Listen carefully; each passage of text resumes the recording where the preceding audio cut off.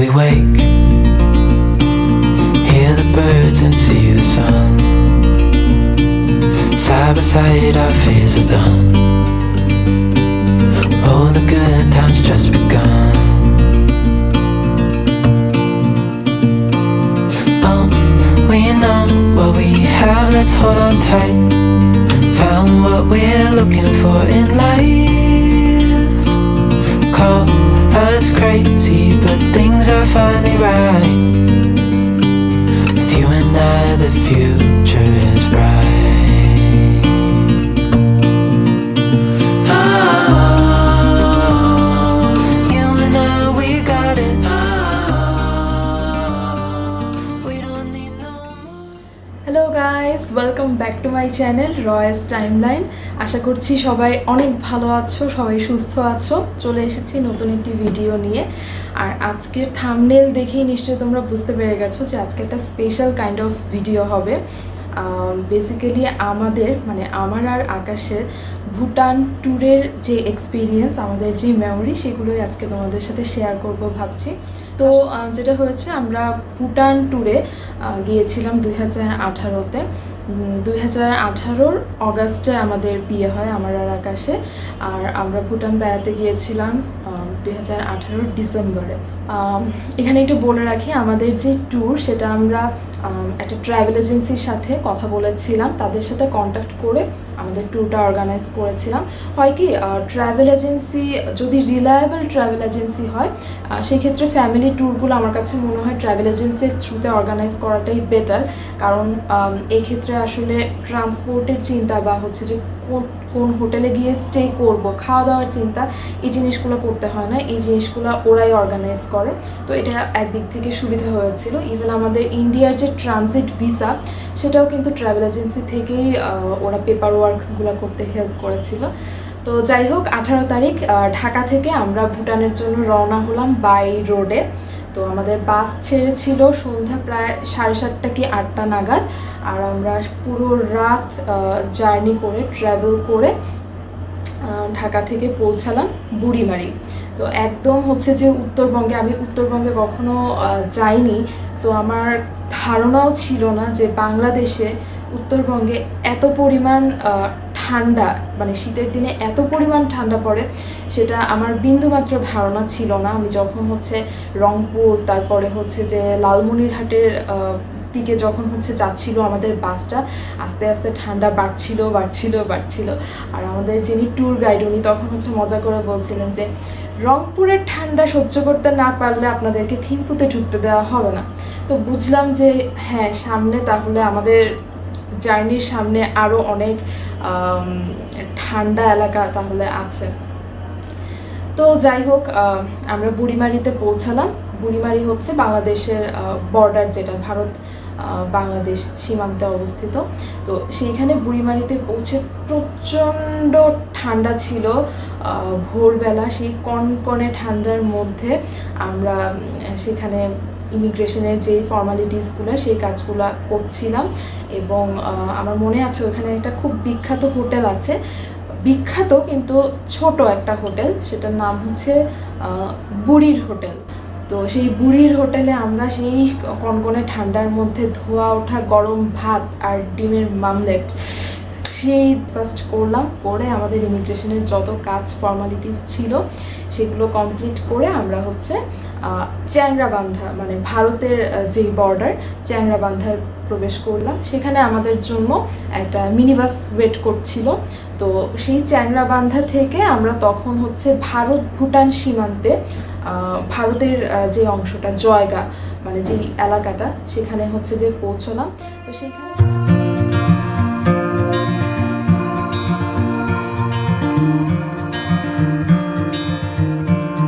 Close your eyes, get some. তো জয়গা হচ্ছে ভারত ভুটান সীমান্তে অবস্থিত, ভারতের যে বর্ডার এরিয়া সেইটা। আর ফুনসেলিং হচ্ছে ভুটানের বর্ডার এরিয়া। তো আমরা জয়গাতে পৌঁছালাম অলমোস্ট প্রায় দুপুর 3টার দিকে। তো যেহেতু দেরি হয়ে গেছিলো, মানে সম্ভবত 5টার দিকে ইমিগ্রেশন অফিস বন্ধ হয়ে যায়, তো আমরা খুব তাড়াহুড়া করছিলাম। তাড়াহুড়া করে জয়গাতে যে ভারতের ইমিগ্রেশন অফিস, সেইখান থেকে ডিপার্চার সিলটা নিলাম, নিয়েই আমরা হচ্ছে ফুন্ডসিলিংয়ে, ভুটানের ফুন্ডসিলিংয়ে হচ্ছে যে প্রবেশ করলাম। সেইখান থেকে ইমিগ্রেশন অফিস থেকে আমরা ভুটানের অন অ্যারাইভাল যে ভিসাটা সেটা নিয়েছিলাম। তো এখানে মজার ব্যাপারটা বলি যে আমার অ্যাটলিস্ট ধারণা ছিল যে বর্ডার মানেই হচ্ছে কাঁটাতার এবং প্রচণ্ড স্ট্রং কোনো নিরাপত্তা, কিন্তু জয়গা আর ফুন্ডসিলিংয়ের যে বর্ডার, সেখানে না আমার যতদূর মনে পড়ে আমি ওরকম কোনো নিরাপত্তা দেখি নাই। ওখানে জাস্ট একটা খুবই সুন্দর গেট ছিল ভারত ভুটানের বর্ডারের মধ্যে, মানে ভুটানের প্রবেশদ্বার যেটা সেটা, আর সেখানে তেমন কোনো নিরাপত্তা বাহিনী কিছু ছিল না। কেউ চাইলে টুক করে জয়গা থেকে হচ্ছে ফুন্ডসিলিং চলে যেতে পারে, আবার ফুন্ডসিলিং থেকে কেউ যদি মন চায় তাহলে জয়গা এসে 1 কাপ চা খেয়ে যেতে পারে। ব্যাপারটা অনেকটা মানে খুবই নর্মাল ব্যাপার। তো যাই হোক, ফুন্ডসিলিংয়ে প্রবেশ করে আমরা ওই দিন অন অ্যারাইভাল ভিসাটা নিলাম। ভিসা নিয়ে আমরা কিন্তু আবার সেই সাথেই জয়গাতে, মানে সাথে সাথে আমরা জয়গাতে ব্যাক করেছিলাম। তার কারণ আমার জানা মতে ফুন্ডসিলিংয়ের ওই বর্ডারে নাইট স্টে করার মতো তেমন সুইটেবল কোনো হোটেল ছিল না। সো আমরা জয়গাতে ব্যাক করি, সেইখানে হচ্ছে বর্ডারের খুব কাছাকাছি একটা হোটেল ছিল, শীতল হোটেল, সেখানে আমরা হচ্ছে যে নাইট স্টে করি। এবং আমার মনে আছে আমরা জয়গাতে ফিরে এসে ফ্রেশ ট্রেশ হয়ে সন্ধ্যার পরে আমি আর আকাশ আমরা দুজন হচ্ছে হাঁটতে বের হয়েছিলাম, এবং আমরা রাস্তা দিয়ে হেঁটে হেঁটে হেঁটে হেঁটে একটু করে হচ্ছে ভুটানে উকি দিয়ে সেখান থেকে ঘুরে টুরে আবার হচ্ছে যে ইন্ডিয়াতে এসে ইন্ডিয়াতে হচ্ছে ঘোরাফেরা করছিল। তো আমার কাছে না খুব মজা লাগছিল ব্যাপারটা, যে মানে অনেকটা এরকম যে আমার বেডরুম থেকে আমি যদি ড্রয়িং রুমে যাই যেরকম হবে, ঠিক তেমনি জয়গা থেকে হচ্ছে ফুন্ডসিলিংয়ে গেলেও ব্যাপারটা অনেকটা সেরকমই। তো যাই হোক, ওই রাত আমরা হচ্ছে যে জয়গাতেই ছিলাম, এবং তারপর দিন ভোরবেলা শুরু হলো আমাদের অ্যাকচুয়াল যে ট্যুর, অ্যাকচুয়াল যে জার্নি, সেটা হচ্ছে ফুন্ডসিলিং থেকে পারোর পথে যাত্রা। When we wake,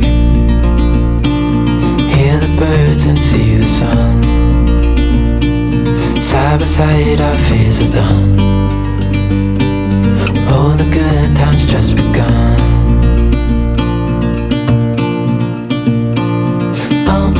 We know what we have, let's hold on tight. Found what we're looking for in life. Call us crazy, but things are finally right. With you and I, the future is bright. Oh, you and I, we got it. We don't need no more. Even in the hard times, you and I can weather any storm. Before I sleep, hear the crickets, see the moon. Side by side and through. No limit to what we can do. Oh, we know what we have, let's hold on তো tight. কেউ যদি আমাকে জিজ্ঞেস করে যে Bhutan by এয়ারে যাওয়া ভালো নাকি বাই রোডে যাওয়া ভালো, আমি ডেফিনেটলি বলবো যে বাই রোড। কারণ ফুন্ডসিলিং থেকে পারো বা থিম্পু যাওয়ার যে রাস্তাটা, সেই রাস্তাটা এতটাই সুন্দর যে ওটা যদি, মানে ওই জার্নিটাই হচ্ছে আমার কাছে মনে হয় ভুটান ট্যুরের অন্যতম একটা আকর্ষণ। সো ওই জার্নিটা মিস হলে আসলে অনেক বড় কিছু মিস করা হয়ে যাবে। Even in the hard times, you and I can weather any storm.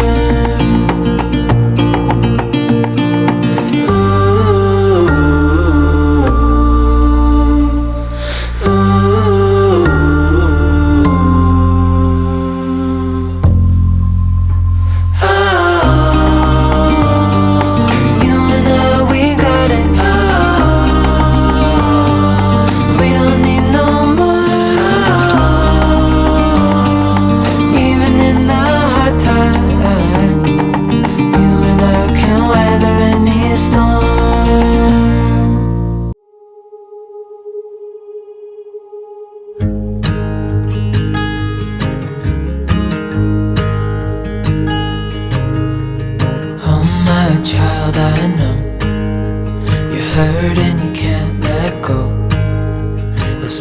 your fault and you don't deserve.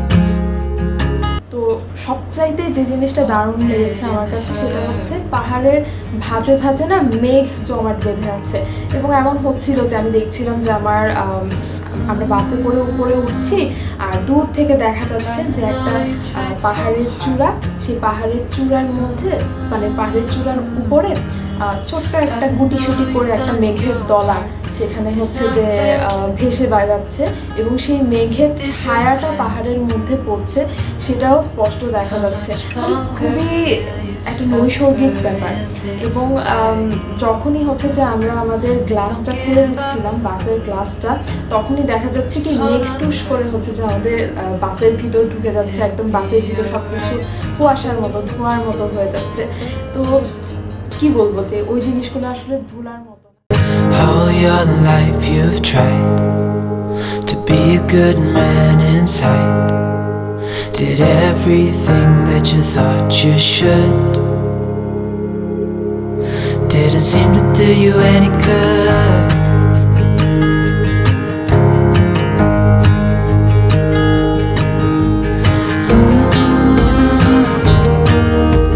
I know you've tried so hard. I know you've done your part.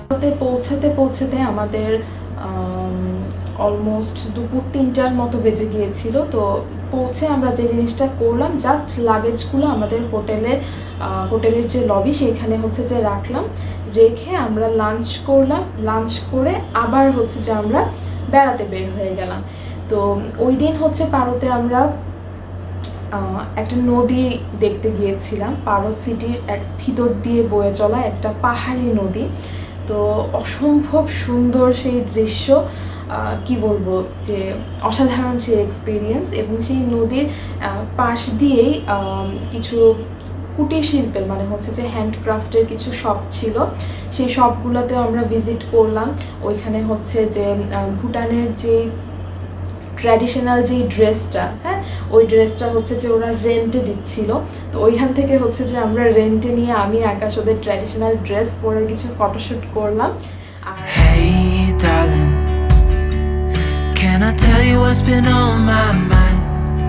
Sick and tired of the 9 to 5 in the city life. Hey darling,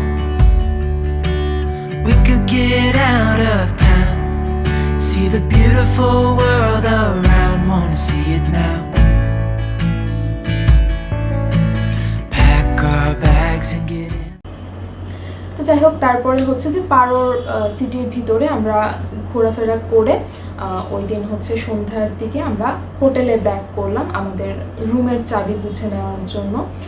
তো ব্যাপারটা যেটা হয়েছে, main যে হোটেলটা সেটা একটা পাহাড়ের চূড়ার উপরে ছিল, একটা কটেজ টাইপের, এবং আমাদেরকে থাকতে দেওয়া হয়েছিল ঠিক তার পাশের পাহাড়ের চূড়ায় ছোট্ট একটা টোটালি আইসোলেটেড কটেজে। তো যদিও এটা স্পেশাল ট্রিটমেন্ট ছিল, কিন্তু আমরা আসলে একটা স্পেশালিটি চাই নাই। মানে আমরা যখন হচ্ছে যে সেখানে গেলাম, গিয়ে দেখলাম যে অসম্ভব সুন্দর ছোট্ট একটা কটেজ, একটা ছোট্ট পাহাড়ের চূড়ার মধ্যে, তার চারপাশে প্রচুর সুন্দর করে হচ্ছে যে গাছপালা লাগানো, বাগান করা, বাগানের মধ্যে দোলনা ঝুলছে, আর্টিফিশিয়াল হচ্ছে যে একটা লেকের মতো তৈরি করা আছে সেই কটেজের বাইরে, দেখতে অসম্ভব সুন্দর। কিন্তু সমস্যা একটাই, সেটা হচ্ছে 100% আইসোলেটেড। মানে আমাদের বাকি টিমমেটরা যেখানে ছিলেন সেখানে তো বাইরের রিসেপশনিস্ট ছিল, তারপরে হচ্ছে হোটেলের অন্যান্য লোকজন ছিলেন, কিন্তু আমাদেরকে একদমই আইসোলেটেড একটা কটেজ দেওয়া হয়েছিল, যেখানে আর কেউই নেই, কোনো জনমানব কিচ্ছু নেই। তো যখন হচ্ছে যে আমরা তো প্রায় অনেক রাত পর্যন্ত হচ্ছে আমাদের যে টিমমেট তাদের সাথে গল্প টল্প করে তারপরে হচ্ছে যে রাতে আমাদের কটেজে ফিরলাম, তখন আসলে প্রচণ্ড পরিমাণে আমাদের ভয় করছিল। প্রথমত পারোর ঠান্ডার কথাটা আগে বলে নেই, যত রাত বাড়ছিল তত টেম্পারেচার ফল করছিল, মোটামুটি -2 ডিগ্রির মতো মনে হয় টেম্পারেচার ছিল। সো -2 ডিগ্রি টেম্পারেচার তো আমাদের বাংলাদেশিদের জন্য একটা এক্সট্রিম টেম্পারেচার, ওটা তো আমাদের পক্ষে সহ্য করাটা একটু কষ্টকর। এত বেশি ঠান্ডা লাগছিল, বলে বোঝানোর মতো না, প্রচণ্ড ঠান্ডা। এবং আমরা একটা টোটালি আইসোলেটেড পাহাড়ের উপরে, আইসোলেটেড একটা কটেজের মধ্যে, এত বেশি ভয় করছিল, এত বেশি গা ছমছমে একটা পরিবেশ। তাই হোক, ওই দিন হচ্ছে যে রাতে পরে আমি আকাশকে বললাম যে মনে হয় না ঘুম আসবে ভয়ের চোটে। তো পরে হচ্ছে আমরা একটা মুভি দেখলাম, মুভি দেখে গল্প টল্প করে যাই হোক কোনোভাবে হচ্ছে যে পার করলাম। তো তারপরে হচ্ছে যে তারপর দিন আমরা যেটা করি সেটা হচ্ছে পারোর অন্যান্য যে জায়গাগুলো, সেই যে ট্যুরিস্ট স্পটগুলো, সেগুলো হচ্ছে যে ঘুরতে যাওয়ার জন্য বের হই আর কি।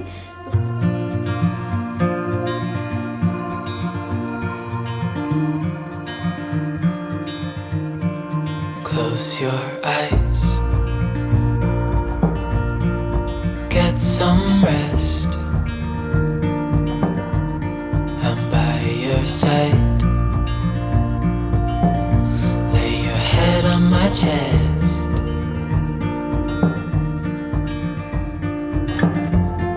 I know you've had a really bad day. তো পারোতে আমরা আরেকটা যেটা ইন্টারেস্টিং স্পটে ভিজিট করেছিলাম সেটা হচ্ছে পারো এয়ারপোর্ট। হ্যাঁ, তো পারো এয়ারপোর্ট যেটা, সেটা ইন্টারেস্টিং এই জন্যই, তো পারো এয়ারপোর্ট যেটা, সেটা ইন্টারেস্টিং এই জন্যই কারণ হচ্ছে যে যেহেতু ভুটান একটা পাহাড়ি কান্ট্রি, টোটাল এরিয়াটা পাহাড়ি এরিয়া, এয়ারপোর্টটাও একদম পাহাড় কেটে তৈরি করা, রানওয়েটাও পাহাড়ের মাঝখানে। সো ওইখানে প্লেন ল্যান্ড করা জিনিসটা কিন্তু খুবই ডেঞ্জারাস এবং খুবই রিস্কি। এবং আমি যতদূর জানি যে হোল ওয়ার্ল্ডে 11 কি 12 জনের মতো একদম খুব ট্রেইনড এবং এক্সপিরিয়েন্সড পাইলট আছেন যারা শুধুমাত্র এই পারো এয়ারপোর্টে প্লেন ল্যান্ড করতে পারেন।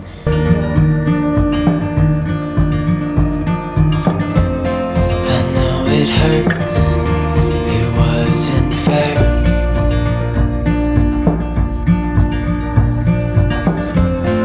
It's over. আচ্ছা, তো তারপরে আরেকটা যেটা স্পটে আমরা গিয়েছিলাম সেটা হচ্ছে পারোতেই সম্ভবত একটা স্টেডিয়ামে আমরা গিয়েছিলাম। তো সেখানে আবার একটা ম্যাচ হচ্ছিল, ভুটানের একটা খুবই জনপ্রিয় খেলা হচ্ছে তীরন্দাজি বা আর্চারি যেটাকে বলে আর কি। তো আমরা গিয়ে দেখলাম যে হচ্ছে সেখানে অনেক ধনুর্বিদ যারা আছেন তারা দাঁড়িয়ে আছেন তীর ধনুক নিয়ে, হচ্ছে আর্চারি খেলার জন্য ম্যাচ হচ্ছে সেখানে। তো ভালো কথা, আমরাও হচ্ছে সেটা দেখার জন্য দাঁড়ালাম। ইন্টারেস্টিং জিনিস যেটা, সেটা হচ্ছে ওই ম্যাচের চিয়ার লিডার্সরা, মানে বেশ কয়েকটা মেয়ে ওইখানে অ্যাজ এ চিয়ার লিডার দাঁড়িয়েছিল। এবং হয় না যে ক্রিকেট ফুটবলে ম্যাচে আমরা যেরকম দেখি, একদমই ওরকম চিয়ার লিডার্স ছিল না।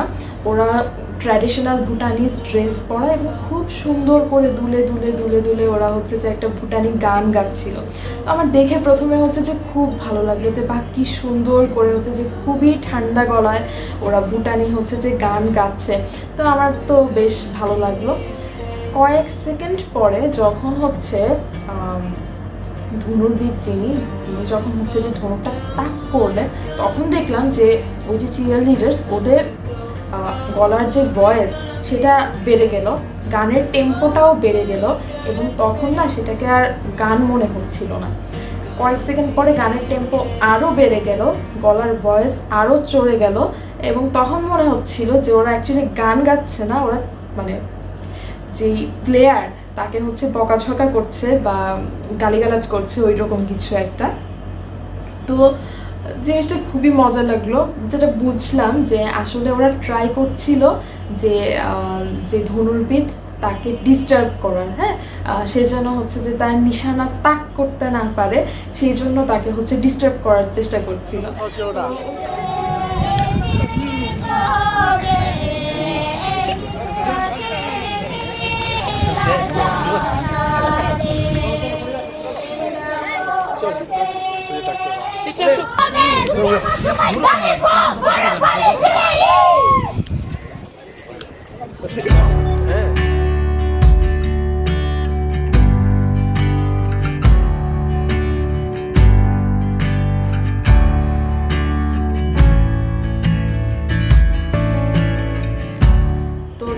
হচ্ছে পারোর বিভিন্ন ডেস্টিনেশন ঘুরে টুরে আমরা হচ্ছে পারো থেকে নেক্সট যে সিটিতে গেলাম সেটা ছিল থিম্পু, মানে ভুটানের রাজধানী।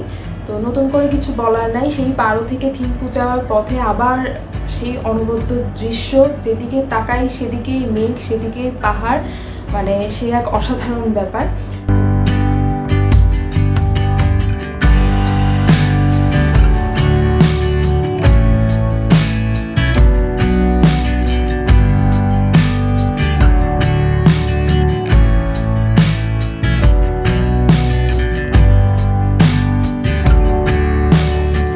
থিম্পু শহরের স্পেশালিটি, থিম্পু শহরে পৌঁছেই যে জিনিসটা চোখে পড়ার মতো সেটা হচ্ছে জায়ান্ট বুদ্ধা স্ট্যাচু।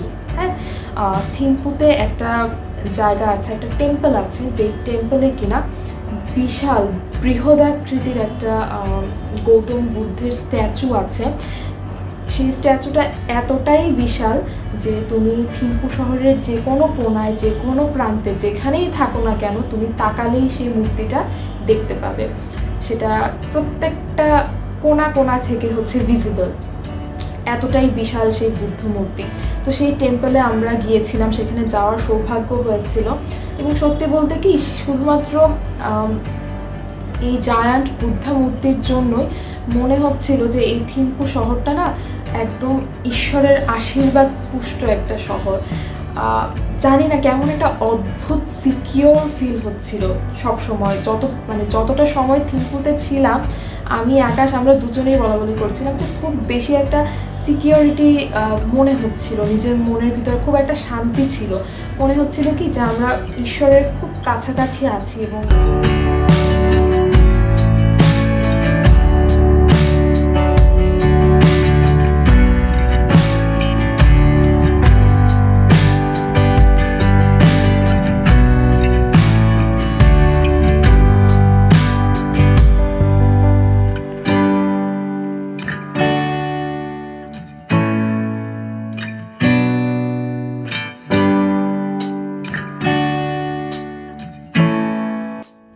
থেকে আমরা যে নেক্সট ডেস্টিনেশনে গিয়েছিলাম সেটা ছিল হচ্ছে পুনাখা।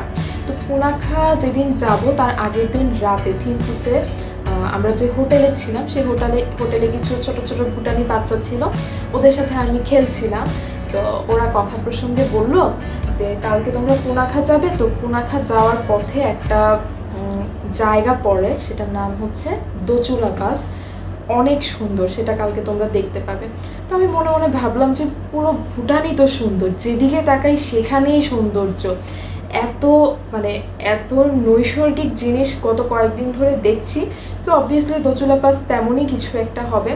তো যাই হোক, পরদিন হচ্ছে খুব ভোরবেলা আমরা হচ্ছে রওনা হলাম পুনাখা যাওয়ার জন্য। তো যাচ্ছি চারপাশের সৌন্দর্য দেখছি, বাসে সবার সাথে গল্প করছি। তো দোচুলা পাস যে জায়গাটার কথা বলেছিল, সেইখানে পৌঁছানোর মিনিট 15 আগে আমি ঘুমিয়ে পড়েছিলাম বাসে। হ্যাঁ, তো যখন দোচুলা পাসে গিয়ে গাড়িটা থামার পরে, ব্রেক করার পরে আমার হঠাৎ করে হচ্ছে যে ঘুমটা ভেঙে গেল। আমার পাশে আকাশও ঘুমিয়ে পড়েছিল, আমরা দুজনেই ঘুমিয়ে পড়েছিলাম। যখন আমার চোখটা খোলার পরে না হঠাৎ করে কেমন জানি একটা ভয় লেগে উঠলো, কেমন জানি হচ্ছে গা শিরশির করে উঠলো। কারণ হঠাৎ করে ঘুম থেকে উঠে আমি সামনে তাকিয়ে দেখলাম যে যা দেখছি সব কিছু একদম সাদা, স্বচ্ছ, শুভ্র, একেবারেই সাদা বরফে ঢাকা। গাড়ি থেকে নামার পরে দেখলাম যে দোচুলা পাস বেসিক্যালি হচ্ছে পাহাড়ের একটা বাঁক, একটা মোড়। হ্যাঁ, এবং এই মোড়ে পাহাড়ে যা কিছু দেখা যাচ্ছে সবটাই হচ্ছে বরফে মোড়া, একদমই হচ্ছে যে সাদা বরফে ঢাকা। দিগন্তে যতদূর দেখা যায় খালি পাহাড় আর পাহাড়ের সারি, দূরে অনেকগুলো পাহাড় দেখা যাচ্ছে এবং অনেক দূরে একটা পর্বতমালার মতো দেখা যাচ্ছে কিছু একটা। প্রথমে আমি অতটা বুঝতে পারিনি, আমার একটু কনফিউশন লাগছিল। আমি আকাশকে জিজ্ঞেস করলাম যে আচ্ছা, দূরে যে দেখা যাচ্ছে সেটা কি মেঘের সারি, মেঘের ভাঁজ, নাকি কোনো একটা পর্বতের শৃঙ্গ? তো আমরা অনেকক্ষণ অ্যাকচুয়ালি আলোচনা করছিলাম যে এটা আমরা কি দেখতেছি, মেঘ দেখতেছি নাকি হচ্ছে যে পাহাড় দেখতেছি, বুঝতেছি না। তো তারপরে হচ্ছে গাইডকে জিজ্ঞেস করলাম। তো তখন গাইড বললেন যে ওটা অ্যাকচুয়ালি হিমালয় পর্বতমালার একটা অংশ, যেটা আমরা দেখতে পাচ্ছি। When we wake, hear the birds and see the sun. Side by side our fears are done. Oh, the good times just begun.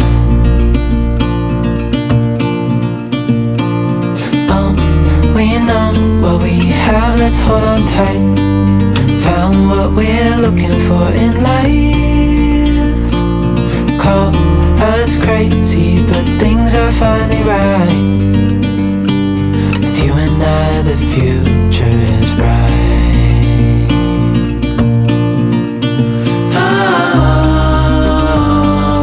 You and I, we got it. তো এই ছিল আমাদের ভুটান ট্যুরের মোটামুটি কিছু স্মৃতি, যেগুলো তোমাদের সাথে শেয়ার করলাম। আশা করছি তোমাদের ভালো লেগেছে আজকের ভিডিওটা। যদি ভালো লেগে থাকে অবশ্যই লাইক, শেয়ার এবং সাবস্ক্রাইব করবে। যারা নতুন আছো তারা সাবস্ক্রাইব করবে এবং কমেন্ট করে জানাবে যে তোমরা কেমন ভিডিও দেখতে চাচ্ছ, তোমরা কেমন আছো, কোথায় আছো, তোমাদের সম্পর্কে কিছু জানাবে কমেন্ট সেকশনে। খুব খুশি হব কমেন্ট করলে। তো আজকে এতটুকু পর্যন্তই। ভালো থেকো সবাই, সুস্থ থেকো, দেখা হবে নেক্সট কোনো ভিডিওতে।